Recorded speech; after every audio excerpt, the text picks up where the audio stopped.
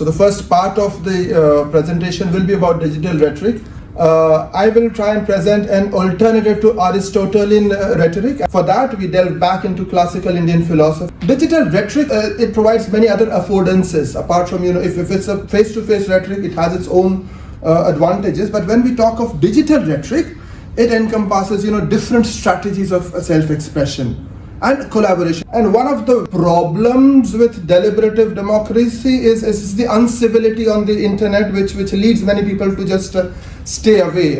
There are issues about how we make use of the digital world that is made available to us. So there was this Sherry Turkle's work on multiple user domain, which suggests how the online environments allows users to explore different facets of their identities, often blending the real and virtual selves. So we are trying to look at this interface or this intersection between rhetoric and the digital affordances, and how they are very enabling, very empowering, and very important issues when we talk of digital divide. It's not just about access.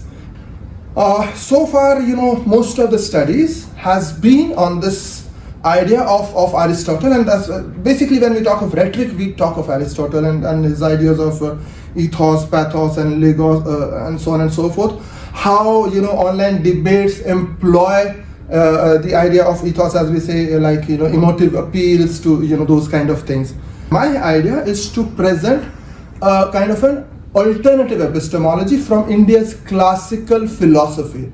Now, there's a rich history of that philosophy. I'll for Western scholars, I'll try and give you an idea about that kind of a philosophy. So that is necessary for the digital inclusivity, as we say, because the relevance of this digital identity formation is this is empowering. And unless we provide these kind of alternative means of exercising your empowerment, you are not making the best use of the digital affordances.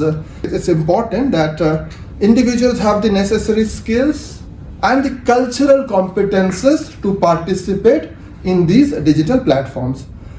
So for that, I go back to, now I'll make a slight detour to Indian philosophy. It's profound.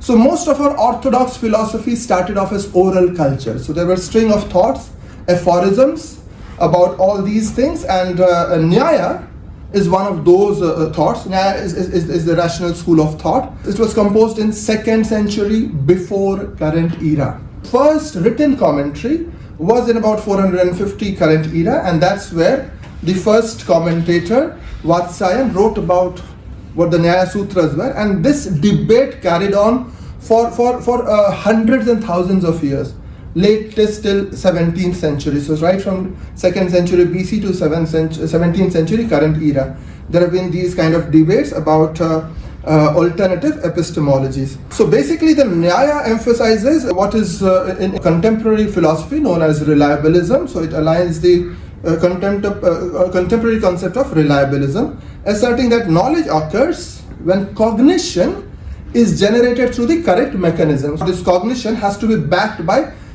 sufficient proof and the pramanas, which are the important elements of how we acquire knowledge, or how we agree on certain things, or how do I decide that this is right knowledge and this is not right knowledge.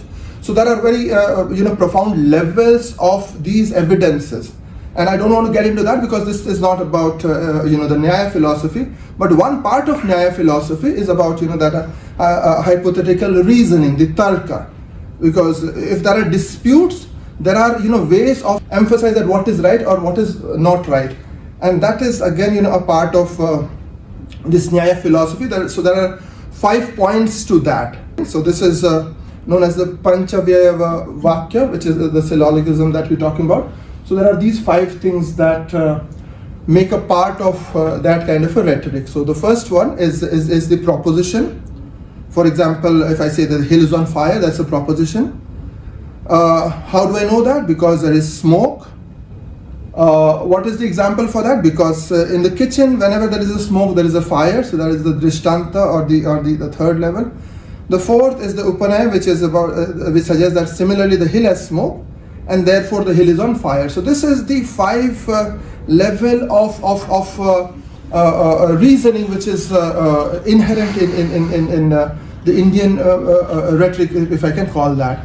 So instead of that, we are talking of these 5 things. So first you make a proposition, then you provide a reason for that, then you provide an example for that, then you provide the application, and finally the conclusion. So this is one way of suggesting that whenever we are making certain claims, we have to go through this kind of a process. So this is one way of empowering logic. The other is how we define those debates, and that again is very, very importantly described in different levels. So the first is a debate which is Vāda or Vād, which is debate or discussion characterized by constructive nature. We are trying to arrive at some kind of a conclusion. It is constructive. You suggest something, I say probably this is not correct because this is. So the idea is not just to refute you, but to come to some kind of a conclusion. So that is the best kind of a debate, as they say, and there are strict adherences to logical rules, but the primary goal is the pursuit of truth. We are having this debate because both of us want to arrive to the truth, not debate not for debate's sake. So that is one kind of rhetoric, but each participant seeks to strengthen their argument while addressing and refuting the opponent's points. Now this is there, as I said, even in the literature that we have. That when the first book on Nyaya was written, it addressed those objections. The second book addressed the objections after that. So this was there at the meta level, and even at the micro level, it is about those debates which are constructive in nature. So Vāda means debate for the truth. So it presenting and challenging thesis and counter thesis. So tools are employed to both prove and refute points. So these are about knowledge sources, and those knowledge sources, if you remember, have to have certain evidence which is verifiable for everybody. Believe me, this is from 2,200 years back. So this is how profound the philosophy was. The second kind is known as the Vitanda. What is Vitanda? It's like I have to just refute the opponent's argument. Here the idea is not to encourage engage in constructive debate. So we know before entering the debate, I know whether you are going to do Vād. If it is Vād, my idea is to arrive at the truth. If it is Vitanda, just to refute you, and there is no point. I do not have a thesis, just to refute. So that again, is everybody who's engaging in this discussion knows that the idea is not to arrive at truth, but just to refute each other's statements. Again, it has all those rules, but unlike Vād, it does not require a positive assertion of their own thesis. So this is a kind of a destructive debate, and I've already spoken about that.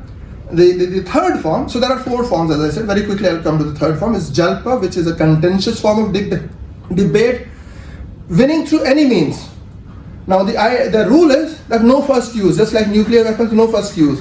If somebody else is using Jalpa, I can reply. Otherwise, this is not the idea that I must pull down the other person for whatever reason. I mean, the kind of things we find on Twitter, and the kind of things why a lot of people stay away from Twitter, for example. So quibbling, irrelevant arguments, fallacious reasoning, all these are common. But we know before we get into the debate that this is it, or these are the standards. So we know the normative standards. So participation in rhetoric becomes a lot more easier. Chal is about deliberate misrepresentation. So probably closer to all the misinformation, disinformation, and everything that we talk about. So it employs equivocation, it employs metaphorical fallacies. So again, there's a detailed discussion about what this chala is. So right from Vāda, Vitanda, Jalpa, and Chala, there are different levels of debates, and just when you enter that, the rules are clear. How you verify those things, the points of veracities are clear, the points of contention are clear, and that's how. And again, this is like I'll just very quickly go through this because I just have 1 or 2 minutes. So. Points of defeat. So whenever we are talking about each kind of a debate, there are kinds of points of defeat also. So when do you find out that okay, now this is where you have to give up, or this is where this has been taken care of. So that again is one is the contradiction, the pratigyahani, when the debater contradicts their own initial thesis. If I end up contradicting mine, okay, caught. So you have to now give up. The second is abandonment. You abandon the original thesis. That again is when you decide that it has been taken care of.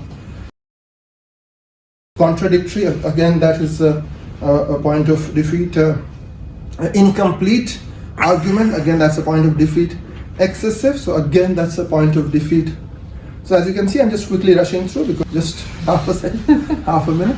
So the benefits of digital rhetoric, first of all, we know are there. This is, we have to recognize that it's a very important part of our digital activity. And so as I said, it's a part of acquiring your own, digital self probably, which is again dependent on your real self, and both feed on each other, so on and so forth. So addressing the digital divide requires that individuals have the access and the skills, and here I mean the cultural skills as well. In an increasingly intercultural world, it's very, very important. So by fostering these kinds of alternative ways of indulging in digital rhetoric can be very, very empowering. So we realize that there are different ways of indulging in those kind of rhetoric, which are very kind of normative, because they have their standards, and everything is graded to the point that we understand the profoundness of each and every level of the debate, the evidences, and the defeats and everything. Thank you so much for the opportunity. I'll be willing to have whatever questions.